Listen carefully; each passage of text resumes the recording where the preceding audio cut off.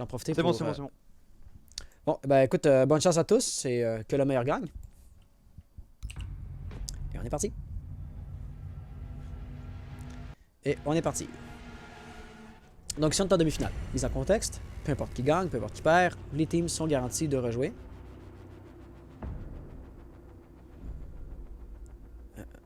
Toxic, je sais pas si tu viens de...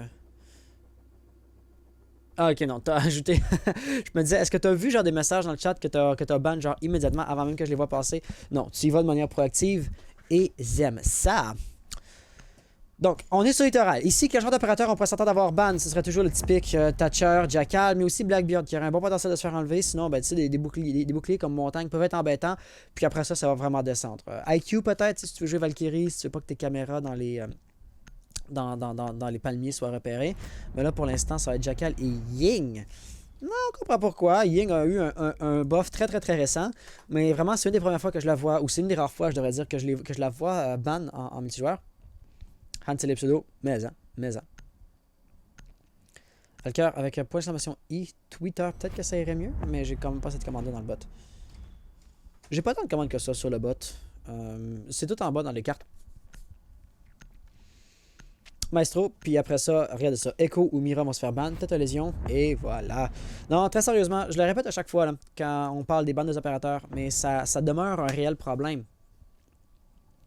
Quand c'est toujours les mêmes opérateurs qui se font ban parce que, tu sais, en tant que joueur, tu es obligé de ban cet opérateur-là pour que la game soit équilibrée, ça t'enlève en liberté individuelle. Et ça, c'est embêtant, voire un peu problématique. Néanmoins, ici, on va aller dans la salon narguilé, salle de billard. Et puis, vous savez quoi, donnez-moi 30 secondes, je vais aller chercher mon carnet castor parce que j'en ai comme vraiment besoin quand même. Puis ça va vraiment améliorer la qualité du cast. Donc, dès qu'il spawn, je vais prendre la perspective de quelqu'un, puis je vais courir et je vais aller faire un petit aller-retour bien rapide.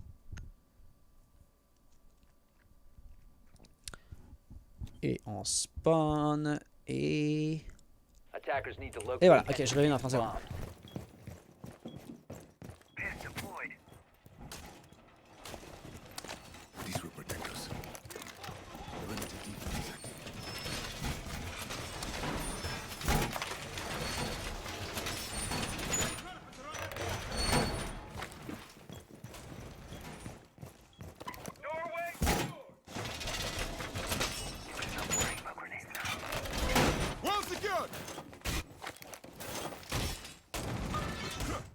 Deployed. 10 seconds to insertion. AD is active in this sector. It's active. 5 seconds to go.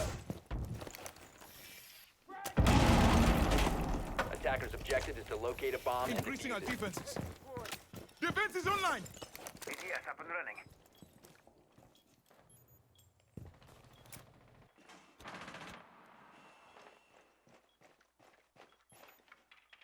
De retour, donc ma question envers moi-même et envers tout le monde, qu'avons-nous raté?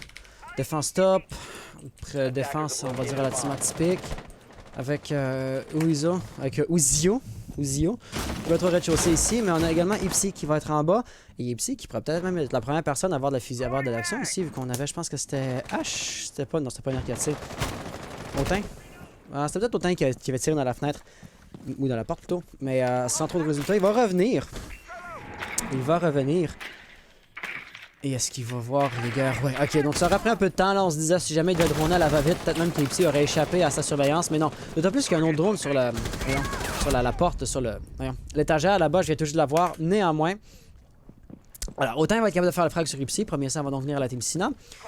Situation de 5v4, là, c'était à s'y attendre. Pas personne n'était dans les environs pour Ipsy, donc le refrag est impossible, tout simplement.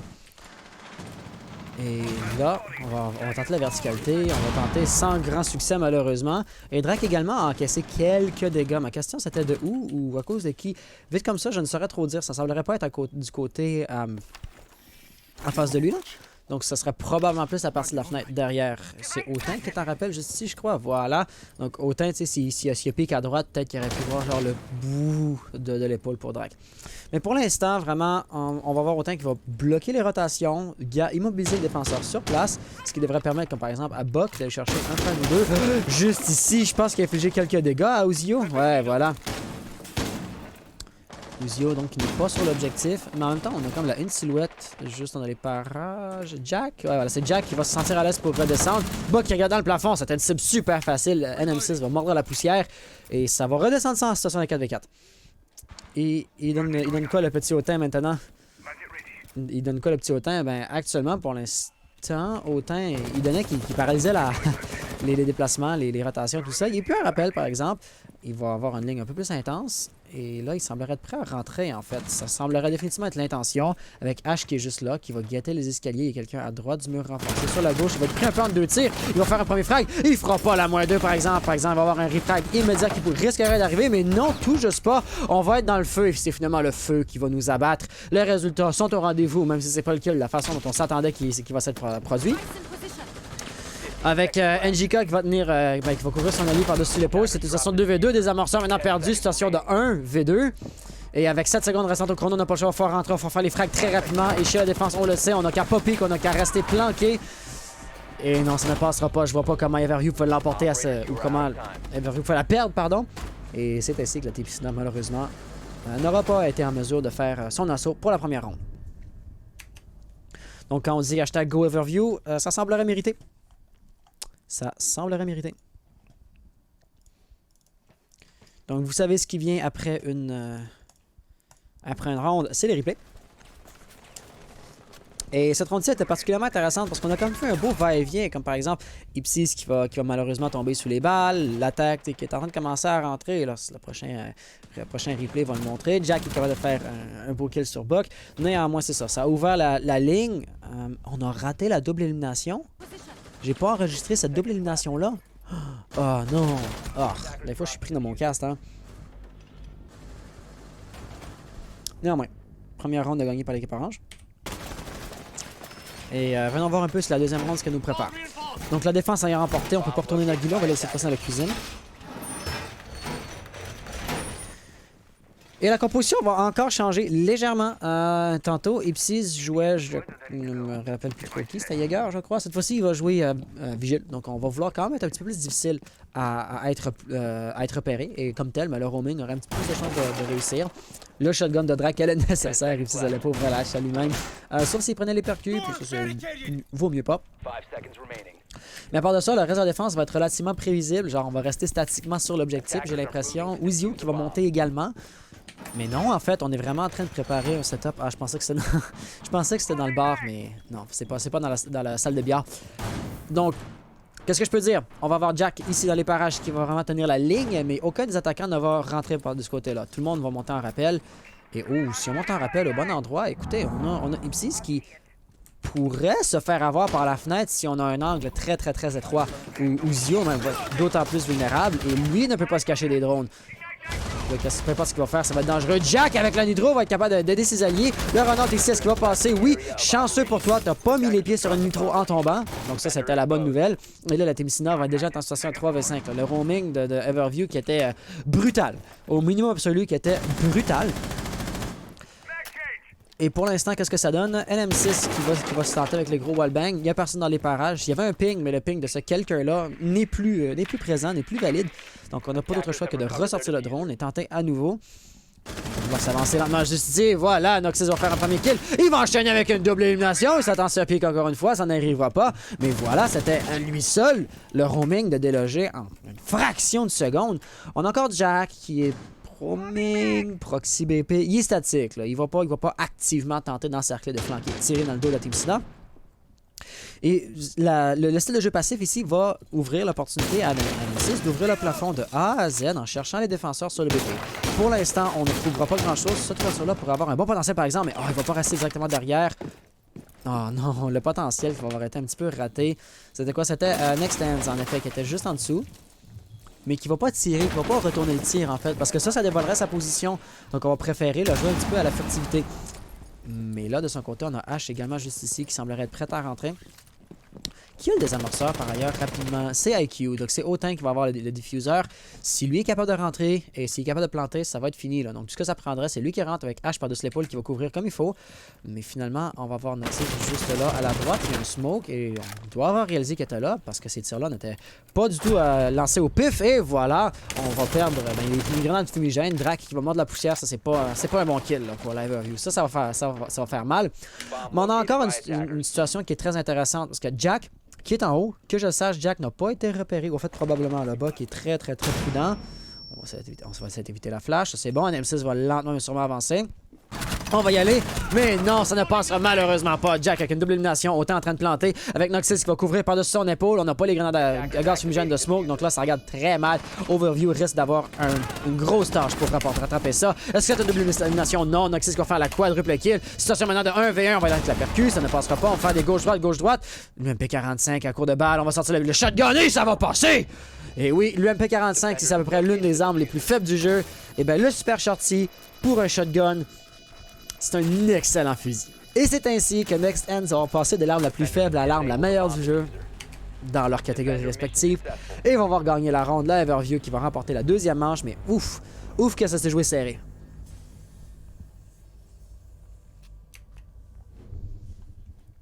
Hans pense à Uno Meister. C'est un G2 sur Twitter.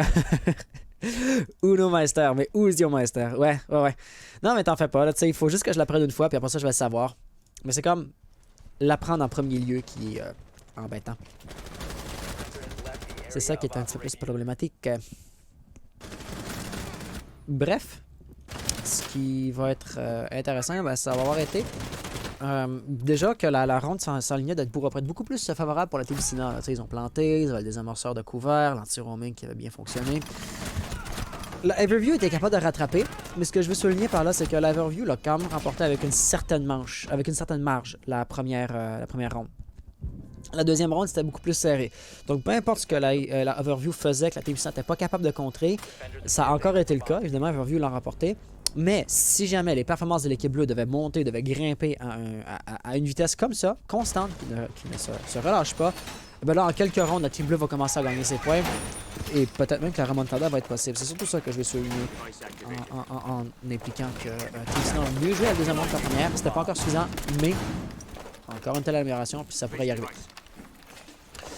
On a Romcrick qui dit c'est combien de manches. Donc c'est la première team qui va remporter 7 manches pour l'emporter. Sauf si on a la situation d'intense supplémentaire. Après ça, c'est 8. Donc ici, écoute, là, la game est encore très jeune là, avec des zéros. Hop, et est-ce qu'on va avoir un run-out? Un run-out furtif, par exemple. Il n'y a pas beaucoup d'attaquants qui vont se prendre de ce côté-là. Donc tous les run-outs du monde ne feront pas de kill s'ils sortent de cette porte-là. Et regardons donc un petit peu ce que la team Sina pourrait vouloir faire.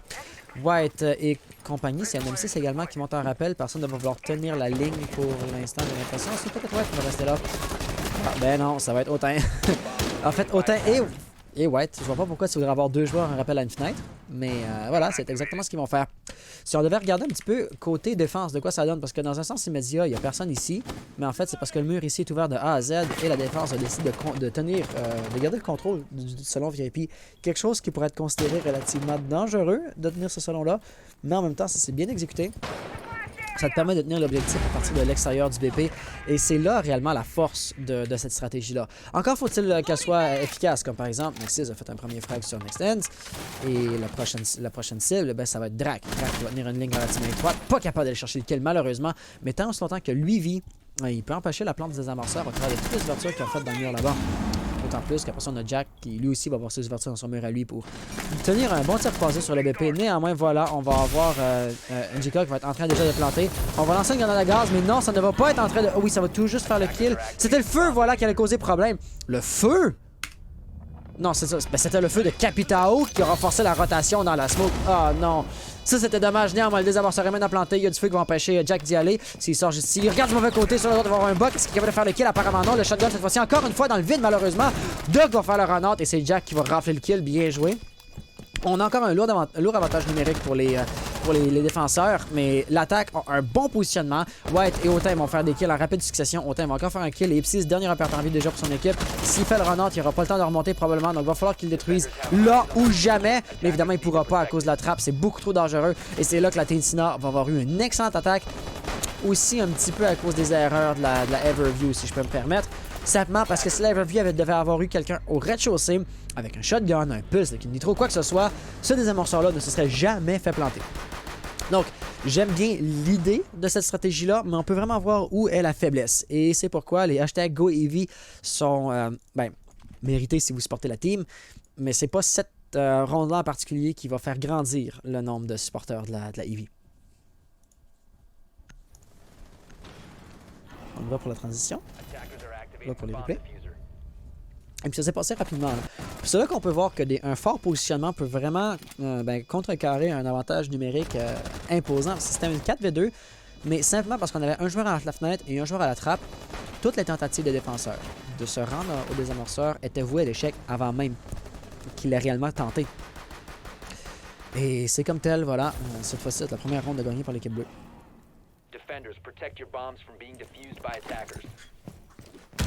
Mais vous savez comment ça fonctionne dans le boss, n'est-ce pas? Une fois qu'on a gagné à un BP, on peut pas y retourner pour 2 manches affilées. Donc, 2 manches plus tard, on y retourne et c'est exactement ce qu'on voit ici. Team Sina, ou Everview, pardon, vont décider de retourner dans le salon narguilé, salle de billard.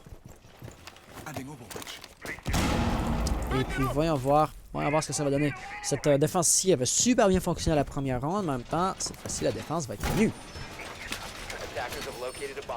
Donc, voyons ce que ça va donner. On va renforcer voilà, de ce côté-là.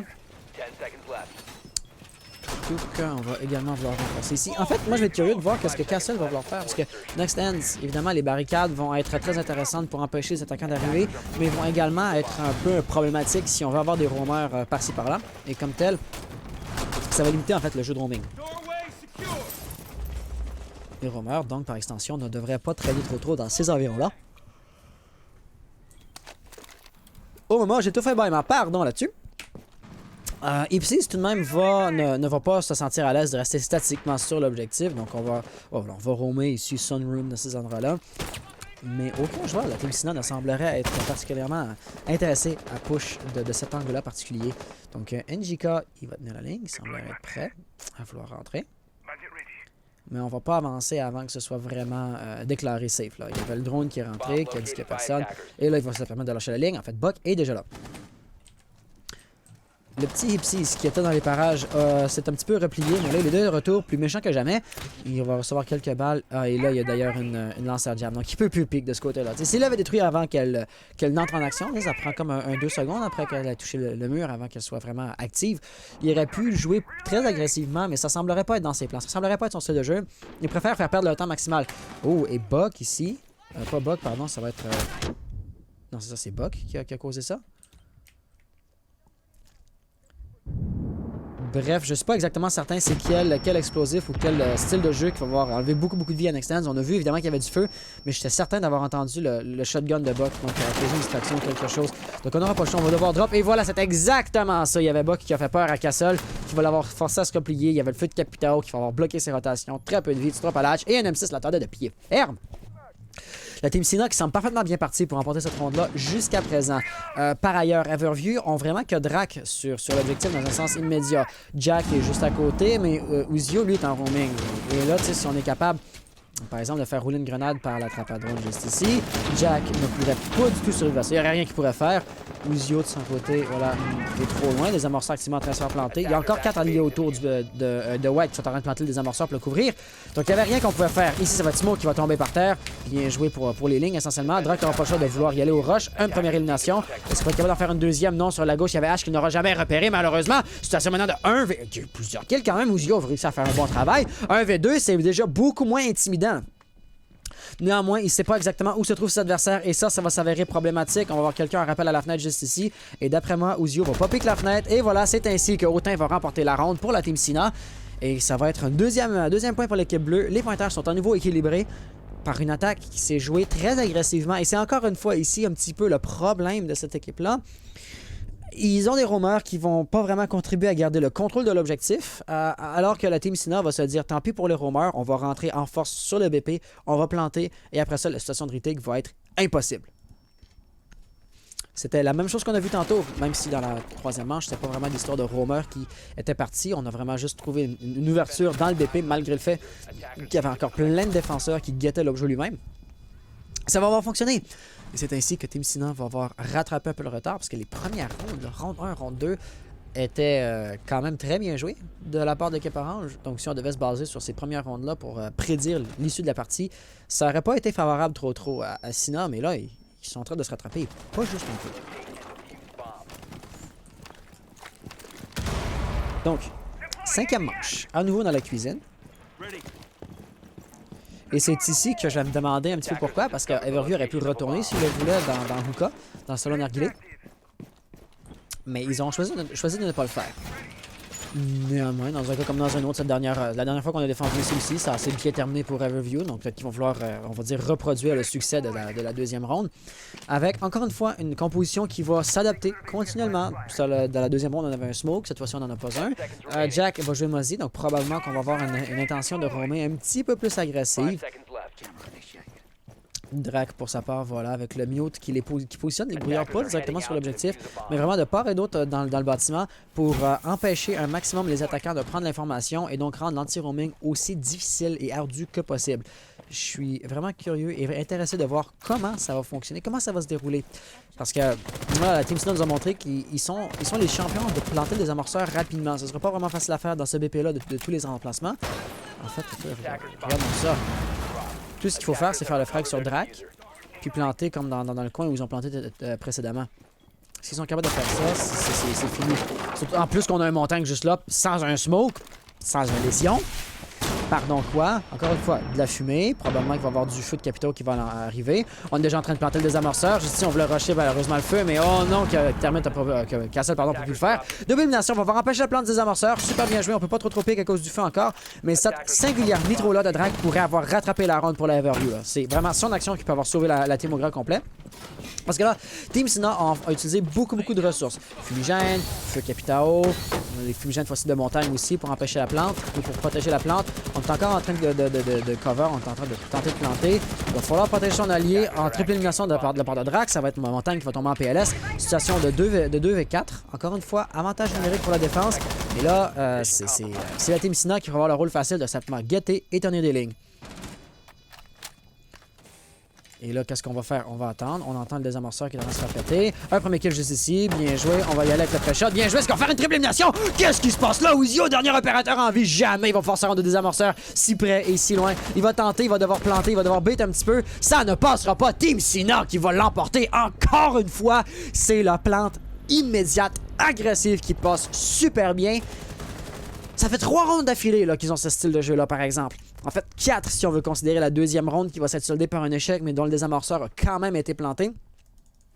Et ce que je vais souligner quand je dis ça, c'est surtout qu'avec un playstyle qui est très répétitif, qui va devenir très prévisible, eh bien, on sait à quoi s'attendre provenant de la Team Sina. Et là, Everview, d'après moi, vont jouer beaucoup plus lourd sur l'objectif. Vont peut-être jouer plus des opérateurs pièges. Est-ce qu'on va avoir des mini-goûts de lésion? Des pièges Capcan, ce serait peut-être un peu poussé. Là, vous ne voyez pas à cause des replays, mais comme par exemple, on a un smoke dans la composition. Déjà là, avec un smoke, une montagne n'aura jamais planté des amorceurs en premier lieu. Le six-pick, on va changer de perspective rapidement. Le six-pick, Ouzio, qui va sélectionner finalement Goyo. Vous le voyez ici. Faisant en sorte, vous ne l'aurez pas vu longtemps, mais vous l'aurez vu quand même. Faisant ici en sorte que planter le désamorceur, ça va être beaucoup plus difficile. Et on va à nouveau tenter la cuisine pour la dernière fois avant le changement de rôle, en espérant que ça passe mieux. Mais pour ce qui concerne l'espère que ça passe mieux, il va encore falloir voir. Là. Il faut encore que la Everview fasse ses preuves parce que c'était vraiment ça. Everview avait un style de jeu naturel qui était capable de battre celui de Sina. Sina se sont adaptés, ils ont réalisé quel était le problème. Et là, ben, c'est maintenant à nouveau à la Everview de s'adapter. Néanmoins, tout ce qu'on voit ici nous porte à croire que la team orange, les défenseurs, devrait être capable de gagner ça. Comme par exemple, regardons très rapidement les ouvertures que Smoke a faites. Hop. On va mal à cause de la perspective troisième personne. L'ouverture dans le plancher juste ici, combinée avec l'ouverture dans le mur juste là, va donner un beau tir croisé directement sur la porte. Avec un bouclier volcan juste ici. Drac, Smoke qui va roamer, qui va traîner dans les parages. Si j'étais par exemple la Team Sina, je n'essaierais pas la même attaque que précédemment parce que définitivement, c'est trop prévisible. Ça va être attendu et ça va probablement sortir des résultats justement d'une strat qui est brûlée. comme tel, justement, on peut voir tout de suite la composition ne reflète pas une volonté de planter en vitesse, de planter agressivement. Donc NM6 ici va être en train de droner le top. Il y avait-tu pas un défenseur au top? Beau, belle expression québécoise. Mais non, on avait un défenseur au top, Jack, qui évidemment voulait tenir l'ouverture qu'on avait. Popeyes, oui, probablement. La semaine passée, j'avais pas casté parce qu'on avait eu des problèmes là, avec le cast EU, avec les compétitions EU, des problèmes de compétition ANA qui faisaient en sorte que je préférais garder mon temps vraiment pour arbitrer. Mais à date, écoute, ça se déroule super bien.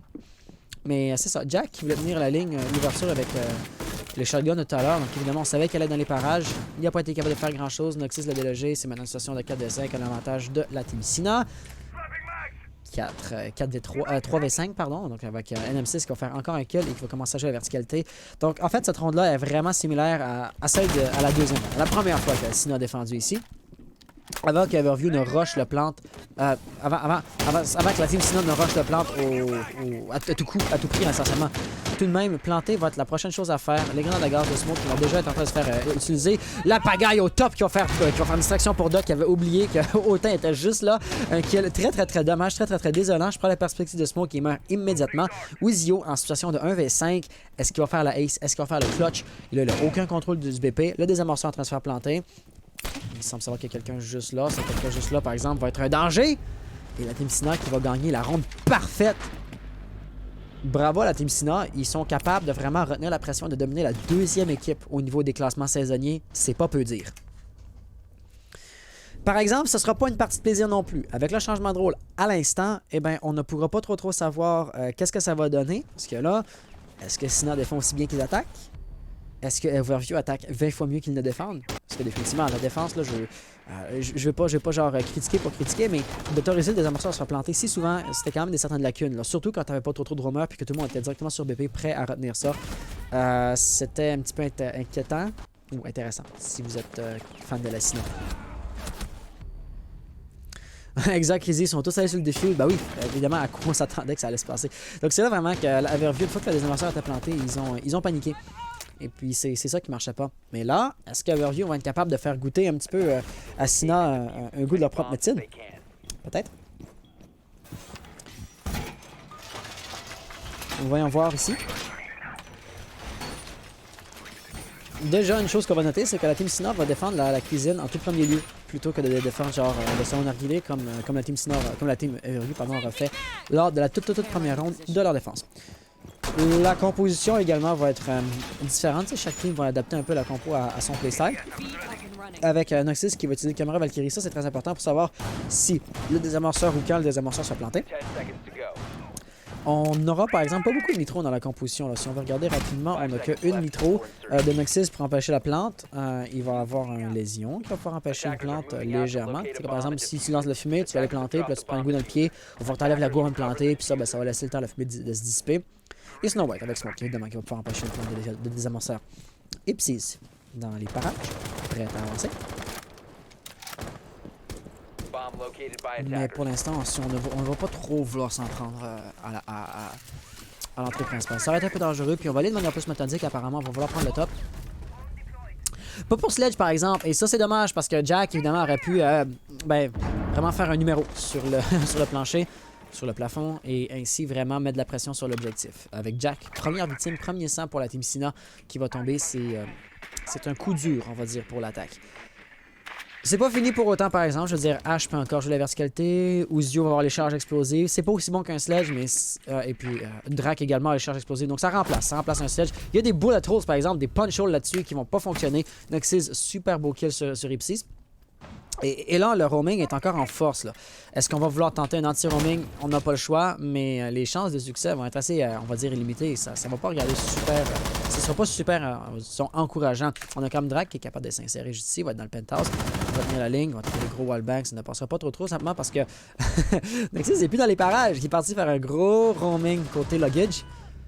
NM6 va faire un beau frag sur Uzio également. Donc là, ça va encore exaspérer l'avantage que la défense va avoir sur l'attaque. La Team Sina qui est vraiment en train de dominer la Everview. C'est inquiétant, c'est tout ça. Là. Extend, voilà, va pas faire attention trop. Il va y aller avec les gros pré-shots. Mais ça va surtout dévoiler sa position puis lui tirer plus ou moins au pif. Ici, Drake semble savoir qu'il y a quelqu'un, il va faire un petit quick pick, il va prendre l'information, va pick pour de vrai, il va faire un beau kill. Mais ça, c'est au coût de vraiment beaucoup de sa vie. Très dangereux, là, la prochaine fusillade dans laquelle il va se retrouver risque de lui être fatale. Et là, tantôt, je disais, on peut encore remplacer Sledge avec les charges explosives, avec Ash et tout ça, mais ouf, il nous reste plus que 3 charges explosives de Drake. Drake a très peu de vie, donc piquer les ouvertures qu'il fait, ça va être également un petit peu risqué. Il n'y a pas le choix de s'y tenter, hein, qu'on se méprenne pas, mais quand même, ça regarde mal ou ça va être très inquiétant là, si vous êtes un supporter de la Everview. On va ouvrir ça, encore une fois, on s'y essaye. Malheureusement, les résultats sont pas au rendez-vous. Puis je peux pas blâmer Drake, n'est-ce pas? Il ouvre le plancher plus ou moins au pif, au hasard, en espérant tomber sur un adversaire exactement en dessous de son ouverture. Mais le hasard n'est simplement pas dans en sa faveur. Donc, ce qu'il faudrait, ce serait un drone sur l'objectif pour dire où lancer ou où positionner la dernière charge explosive. Mais là, avec 22 secondes restantes, on n'aura pas trop le temps de faire ça. Drake apparemment a replacé la dernière, il en a fini son inventaire. Donc on n'aura pas le choix de tenter l'assaut face à face en 2v4. Ça sera pas facile. Ça sera vraiment pas facile, surtout que Smoke est encore vivant. Les deux attaquants resteront pas assez de vie pour juste rusher au travers de la Smoke, rentrer d'un bord, sortir de l'autre, encaisser les dégâts, mais faire tant pis. Les deux attaquants vont tomber en rapide succession sur les balles de White et de NJK. Puis White juste ici, voilà, qui savait exactement de quel côté on allait rentrer. C'était l'affaire d'une petite rafale comme ça, et la ronde appartient à la Team Sina. Est-ce qu'on est maintenant en situation de point de match? Non, pas encore, mais 5-2. Le point de match, ça va être dans une ronde. À supposer que la Team Sinop est capable de remporter la prochaine manche. Et puis très honnêtement ici, à voir les performances qu'on aura vues, je penserais qu'on a atteint ce que j'appelle le point de non-retour. Là, la Team Sina a besoin de gagner 2 points pour gagner la game, alors que la Everview en a encore besoin de 5. Okay?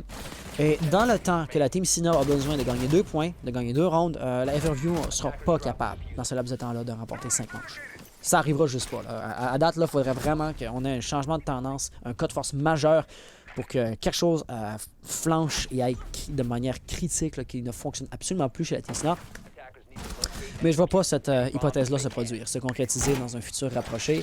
Et il faudrait qu'elle se concrétise dans un futur extrêmement rapproché si Everview veut pouvoir faire la remontada.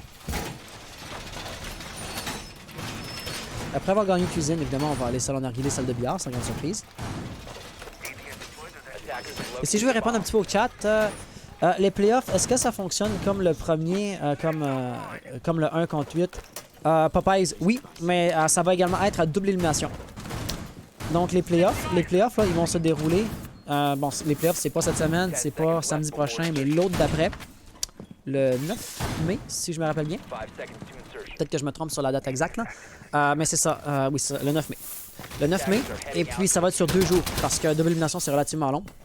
Et donc c'est ça. Donc c'est ça. D'ailleurs, petit rappel, ici je m'adresse vraiment seulement aux playoffs nord-américains. Les playoffs EU ne sont pas touchés par ce que je m'apprête à dire. Les playoffs NA, on se rappelle évidemment qu'il y avait un cash prize lié à ça.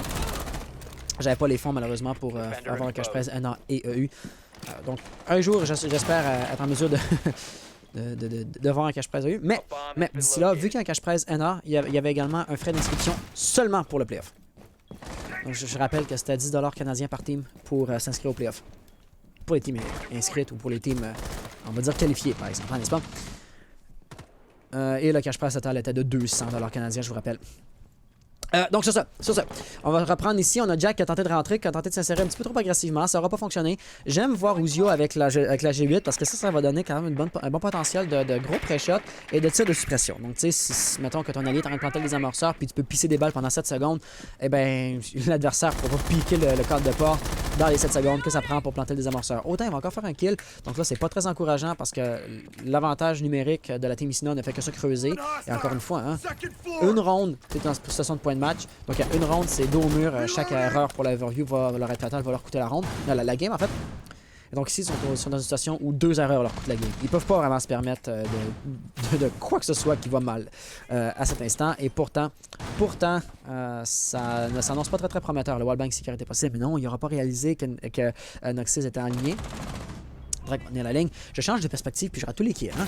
Un beau runner de la part de Noxys. On va savoir que Drake est juste là. Puis là, Drake, s'il te plaît, rattrape un petit peu mon erreur de spectateur. Fais-nous genre la -4, peut-être même la ace là, si on souhaite que la Everview remporte la ronde. Et ainsi, montre-nous des kills pour rattraper ceux que j'ai ratés. Sa position clairement est connue. Il a peur de se faire run out par en bas. Il a peur de se faire run out par genre des autres côtés. On peut voir ici comme il y a quelqu'un qui est sorti et qui va se faire bloquer, bien joué par Drac. Qui avait un bon timing, hein, parce que s'il se trouvait sur le balcon au mauvais moment, il se serait pris cette micro-là, c'est clair. Sur la droite, il va voir la fenêtre qui va être dangereuse. S'il voit la fenêtre, quelqu'un qui pique la fenêtre va pouvoir la voir également. Il reste 40 secondes. C'est pas encore la panique, mais évidemment, il peut pas se permettre d'hésiter ou de perdre trop de temps à rien faire. Mais en même temps, s'il rentre trop rapidement, la nitro, premièrement. Deuxièmement, il prend 2 tirs aux escaliers et à la salle de billard. Et c'est exactement comme ça que NJK va être capable de faire les kills. Wow, il avait jamais vu d'ailleurs qu'NJK était directement au contact derrière la bombe. Oh oh, ça n'aura pas aidé. Bon. Est-ce qu'on veut afficher les replays que pour 2 kills? Sure. Le kill final et la kill cam finale du kill final. Ah non, Drake a fait... Je l'ai pas enregistré 2. C'est en BO3. Ici, non. Astaillon, c'est en best of 1. Toutes les games qu'on fait sont en best of 1. Donc, voilà. Notre Drake qui a fait son possible, mais très sérieusement, c'était trop lui demander. Là. Il ne pouvait pas faire la moins 4. Et c'est maintenant qu'on va officiellement se trouver en situation de best of 3. De point de match, pardon. C'est pas un best of 3, tu m'as eu best of 3 en tête. Bref. Ouais. Point de match. Chaque erreur maintenant de la part... Chaque erreur de la overview va leur être fatale. Et puis très sérieusement, c'est pas le genre d'issue que j'aurais prédit au début de cette vidéo. Non, genre pas du tout. Donc on va aller voir ce que ça va donner. Pour commencer, on va défendre ici le bar bleu et le bar Sunrise, quelque chose qu'on n'aura pas vu une seule fois, ni de l'une ni de l'autre des équipes au travers de toute la game. L'intérêt, c'est de conserver l'avantage de la surprise. Vu que Team Sina n'a pas défendu 3-4 fois ce BP-là, eh ben, on ne sait pas de quoi une défense Sina a l'air sur cet emplacement-là. Même chose à Overview, on ne sait pas de quoi ils ont l'air quand ils attaquent à cet endroit-là. Est-ce qu'ils prennent le top pour G verticalité? Est-ce qu'ils vont vouloir prendre le contrôle de la cuisine puis rentrer à partir de là, rentrer à partir de l'extérieur, tenir des lignes à partir des fenêtres? Toutes ces possibilités-là, on ne le sait pas. Et donc ici, ça va se jouer à l'instinct, ça va se jouer aux stratégies préétablies des 2 équipes, plutôt qu'à la connaissance de son adversaire et aux adaptations, mises à jour par rapport à ces connaissances-là. Comme tel, on va voir en quelque sorte le niveau de jeu, on va dire, pur et direct des 2 teams. Et ça, je trouve ça intéressant. Est-ce qu'on a des roamers au top? Parce que là, évidemment, on va vouloir rentrer à partir du rez-de-chaussée, à partir de la porte juste ici. Le fumigène qui va se faire lancer. Non, ça c'était du feu, pardon. Tout de même, on va vouloir tenter de loger les défenseurs, mais autant juste ici, surtout s'il va avoir genre des flashs, pas quoi qu'il y a pogning dans la composition, ou de la fumigène. Il active ses lunettes, puis avec le shotgun au contact, il va être particulièrement mortel. Encore faut-il que les attaquants veuillent rentrer. Jack semblerait intéressé à se préparer de rentrer. Après tout, il y a peut-être des barbelés. L'étape, c'est de mettre le pied dans là où il y avait le barbelé. Mais en même temps, il va pas faire ça immédiatement. Qui a le désamorceur d'ailleurs? C'est Sledge. Donc, vraiment, il va falloir garder un œil sur Drac parce que quand même que Jack prendrait le contrôle total du BP, sans le diffuseur, ça servirait pas à grand chose. White ici va vouloir empêcher l'insertion à partir de la fenêtre. On comprend absolument pourquoi. En même temps, on a Nextens qui lui aussi tente de rentrer par la fenêtre ou tente de garder des lignes par la fenêtre. Il trouve personne. Jack va trouver son kill finalement sur Nextens. C'est pas vraiment la fusillade qu'il avait en tête au tout début avec Autain. Néanmoins, les résultats sont quand même au rendez-vous. Quoique White va aller chercher un refrag immédiat. Donc, voilà, ça va avoir été bien joué. Drac, juste ici, va ouvrir le plancher, va tenir la ligne. On avait la silhouette de Bandit, juste ici, qui va être dans les environs. La grenade qui va rouler, il va pas se laisser intimider par ça. Il va infliger quelques dégâts. Non, en fait, aucun dégât sur son adversaire en dehors. Et finalement, ça va être Sledge au top qui va l'abattre. Donc là, à date, la Overview sont en train de faire une insertion lente et méthodique. Tu sais, il reste 1 minute puis on n'a pas encore vraiment commencé à attaquer l'objectif. On a tenté le terrain, si je peux dire ça comme ça. Mais on n'a pas été capable de faire le kill. Et oh, un kill, malheureusement. Il a quand même été capable de déloger NJK. Je peux pas dire par exemple que ça avance au niveau des équipes, simplement parce qu'un joueur est mort dans chaque team. Et c'est ici que Autain va être très intéressant. Faudrait juste pas qu'il bouge trop pour bien voir ce qui se passe. Mais juste là, et voilà, sous la fumée, c'est exactement ça qui va se passer sur ce maintenant de 1v1. On va voir Drac qui kill des amorceurs avec 40 secondes restantes. D'après moi, il ne pourra pas planter les amorceurs. On l'entend, on le rush, il bait, on va pas à la mission. Ce petit manège-là peut... Ah, est-ce qu'on veut tenter pour de vrai? On va lancer l'intro. L'intro qui ne fera pas le kill. Bien tenté, ma chance la prochaine fois. Et donc, c'est ça que je dis, là. Ici, on peut être en situation stagnante longtemps. Drag va tenter. Cette fois-ci, ça ne semblerait pas être un bait. Oh non, c'était bel et bien un bait. On va tenter d'aller pour le kill. Et c'est pour ça que vraiment, ça va se jouer finalement au frag. Là. Le drone qui a été lancé du mauvais côté. On va tenter de planter. On s'avance lentement chez Autain. Et on va aller faire le kill. Bien joué! La Team Sina qui va l'emporter. Oh, mais ça, c'était bien joué, là. Popeye, ce qu'il dit dans NA, on est 9e, ça fait juste 2 semaines qu'on joue. Eh ben, écoute, bravo à vous. Et la Team Sina qui va l'emporter donc. Une victoire absolument résonnante. Il n'y a pas grand chose que l'équipe orange aurait pu faire ici. Là. La Everview se sont fait dominer de A à Z, à l'exception près des toutes premières rounds.